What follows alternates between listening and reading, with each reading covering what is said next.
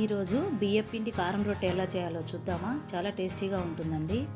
ఒక బౌల్లో బియ్యపిండి తీసుకోవాలి. 1/2 కిలో తీసుకున్నాను నేను. అలాగే పల్లీలు కొంచెము వేయించుకొని మరీ నున్నగా కాకుండా కొంచెం పలుకుగా గ్రైండ్ చేసి పక్కన పెట్టుకోవాలి. ఎండుమిర్చి వేయించుకొని అలాగే ఉప్పు వేసుకొని మిక్సీ వేసి పెట్టుకోవాలి. కొంచెం జీలకర్ర తీసుకోవాలి.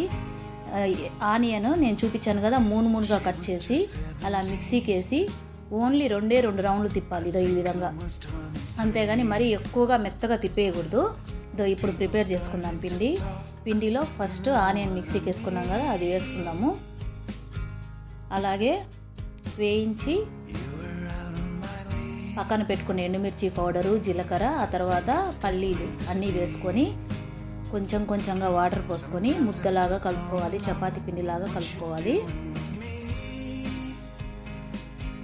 పల్లీలు మరీ మెత్తగా పౌడర్ లాగా చేసుకోకూడదు, ఎందుకంటే అక్కడక్కడ మధ్యలో తగిలితే బాగుంటాయి. వాటర్ పోసుకొని చపాతీ పిండి ముద్దలాగా కలుపుకోవాలి.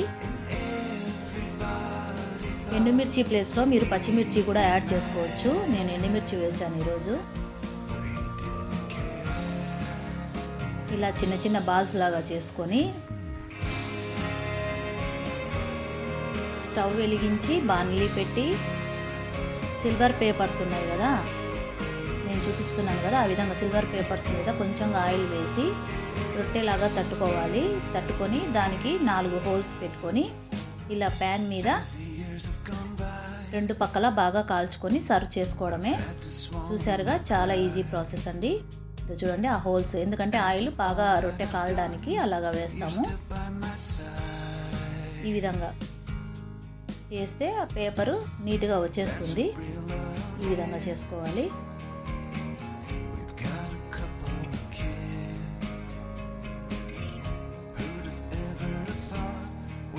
రొట్టెను 2 వైపులా బాగా కాల్చుకోవాలండి. దీనికి సైడ్ డిష్ కూడా అవసరం లేదు, కానీ మనము పెరుగులో పప్పల పొడి అండి, ఇది పప్పల పొడి రెసిపీ నేను ఇంకొకసారి మీకు షేర్ చేస్తాను.